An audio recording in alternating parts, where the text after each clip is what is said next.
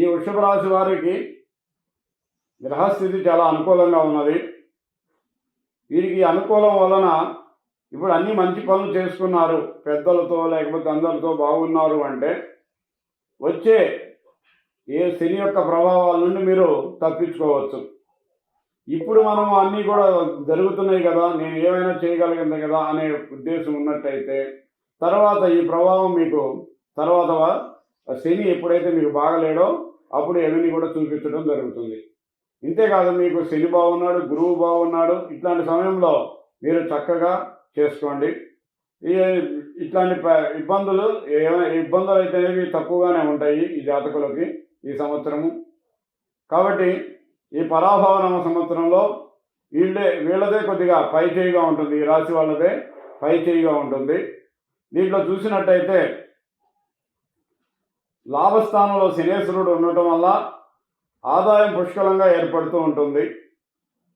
అయితే వీళ్ళకి ఆదాయం అనేది కొద్దిగా జూలై 25 నుంచి కొద్దిగా మళ్ళా తగ్గుపడటము, పనిలో శ్రమ పెరగటము ఇట్లాంటిది జూలై 25 నుంచి జరగడానికి అవకాశం ఉన్నది. అప్పటిదాకా మటుకి ఆదాయము పుష్కలంగా ఏర్పడుతూ ఉంటుంది. జూలై 25 నుంచి వచ్చే ఆదాయంలో కొద్దిగా తగ్గుతుంది, కానీ అది పెద్ద విషయం కాదు. మళ్ళా జూలై 25 నుంచి నవంబర్ దాకా కొద్దిగా చేసే పనులలో కొద్దిగా ఒత్తిడి పెరగటం, శ్రమ పెరగటము ఇట్లాంటి సూచనలు ఎక్కువగా చూపిస్తున్నాయి. కాబట్టి ఆదాయం వస్తుంది, కాదు కొద్దిగా లైట్గా తగ్గుతుంది. ఇది అంతకంటే ఎక్కువ పెద్ద ప్రభావం చూపించదు. కాదు మొత్తం మీద ఆదాయం అయితే పుష్కలంగా ఏర్పడుతూ ఉంటుంది. అయితే ఈ శనేశ్వరుడు వల్ల కూడా ఇంకా పంచమ స్థానాన్ని చూస్తున్నాడు కాబట్టి సంతాన విషయంలో కొంత దిగులు ఏర్పడటానికి అవకాశం ఉన్నది.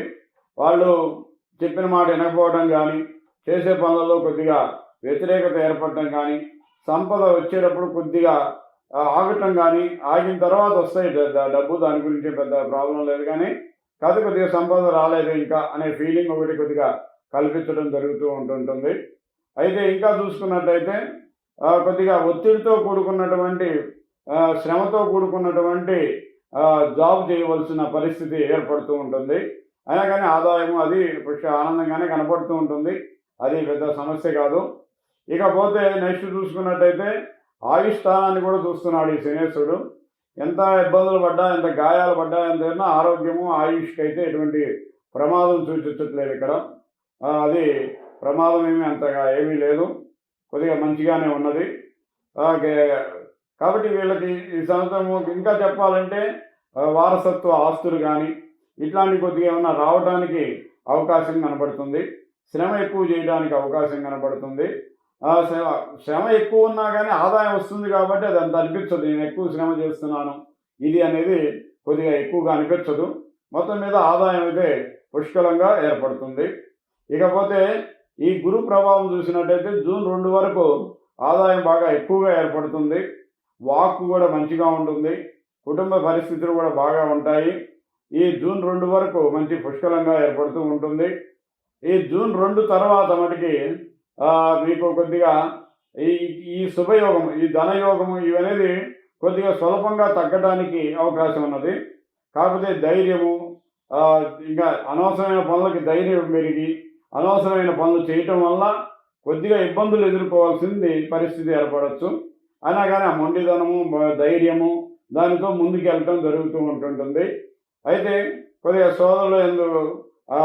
సోదరి కానీ సోదరులు కానీ వాళ్ళ ముందు కొద్దిగా వ్యతిరేకత కానీ, నష్టపోవడం కానీ, వాళ్ళు దానికి వాళ్ళతో వ్యతిరేకత ఎక్కువగా ఉండటానికి అవకాశం ఉన్నది.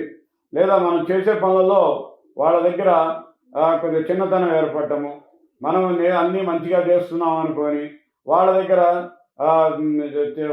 బట్టికి కొద్దిగా అవమానపడటం, తగ్గటం ఇట్లాంటివి కొద్దిగా జరగడానికి అవకాశం ఉన్నది. అది జూన్ 2 తర్వాత నుంచి అక్టోబర్ 31 వరకు ఉంటుంది. ఈ అక్టోబర్ 31 తర్వాత మటుకి ఈ అక్టోబర్ 31 తర్వాత ఏదైనా గృహానికి సంబంధించి, వాహనానికి సంబంధించి కొన్ని ఖర్చులు కనబడుతున్నాయి. ఏదైనా గృహాల్లో కొన్ని చింత ఏర్పడటానికి అవకాశం ఉన్నది. తల్లికి కొద్దిగా ఏదైనా అనారోగ్య సూచన కనబడటానికి అవకాశం ఉంది. ఇక్కడ ఏదైనా శనగలు దానం ఇచ్చుకోవడం కానీ అటువంటివి చేసినట్టయితే మంచి ఫలితాలు కలుగుతాయి. అయితే ఇక్కడ డిసెంబర్ 31 అక్టోబర్ 31 నుంచి జనవరి 25 దాకా మీరు శనగలు దానం ఇచ్చుకొని పెద్దల యొక్క ఆశీర్వాదం తీసుకున్నట్టయితే మీకు అంతా చక్కగా నడుస్తుంది. లేదా ఏదైనా వాహనం చెడిపోవడం, తల్లి ఆరోగ్యం కొద్దిగా ఇబ్బంది పడటం, ఇట్లాంటివి కొద్దిగా సూచించడం జరుగుతూ ఉన్నది. కాబట్టి ఇక్కడ కొద్దిగా జాగ్రత్త చేసుకుంటే మీకు అంత మంచిగా జరుగుతుంది.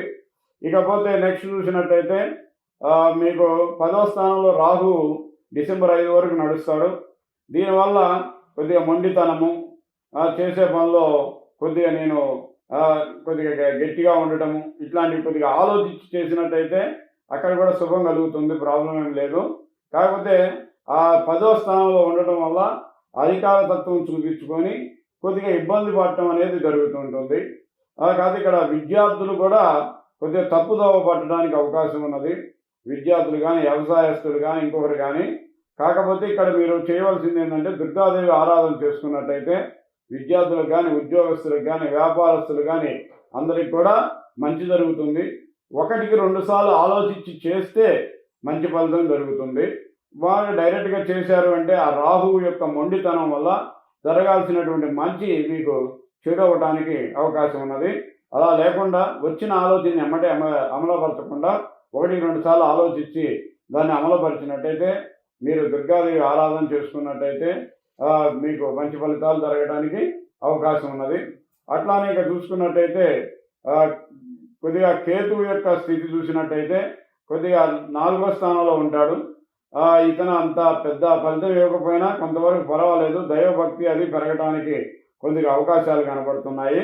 కానీ మీకు డిసెంబర్ 5 తర్వాత మటుకి 3వ స్థానంలోకి వెళ్ళటం వల్ల ధనయోగము అది బాగా పెరుగుతూ ఉంటుంది, ధనవృద్ధి అది కలుగుతూ ఉంటుంటుంది. ఈ విధంగా మంచి జరగడానికి అవకాశం ఉన్నది. డిసెంబర్ 5 తర్వాత రాహువు మీకు 9వ స్థానానికి వెళ్ళటం వల్ల మానసిక చింతన, అనవసరమైన ప్రయాణాల వల్ల లాభం లేకపోవడము, ఇట్లాంటివి కొంత జరగడానికి అవకాశం ఉంది. వీలైతే స్థానాలు మారటాలు కొద్దిగా ఇట్లాంటివి కొద్దిగా సూచిస్తున్నాయి. కాబట్టి వీరు మొత్తం మీద ఈ సంవత్సరము కొద్దిగా రాహువు ఒక్కడే కొద్దిగా మీకు ఇబ్బందికరంగా ఉన్నాడు. కాబట్టి అమ్మవారికి ఒకసారి కుంకుమ పూజ చేయించినట్టయితే, లేదా సుబ్రహ్మణ్యేశ్వర స్వామికి మంగళవారం పూట లేదా హనుమాన్ చాలీసా పారాయణాలు చేసినట్టయితే మీకు మంచి ఫలితాలు కలుగుతాయి. అయితే ఇక్కడ మీకు చెప్పాల్సి ఉంటే మీకు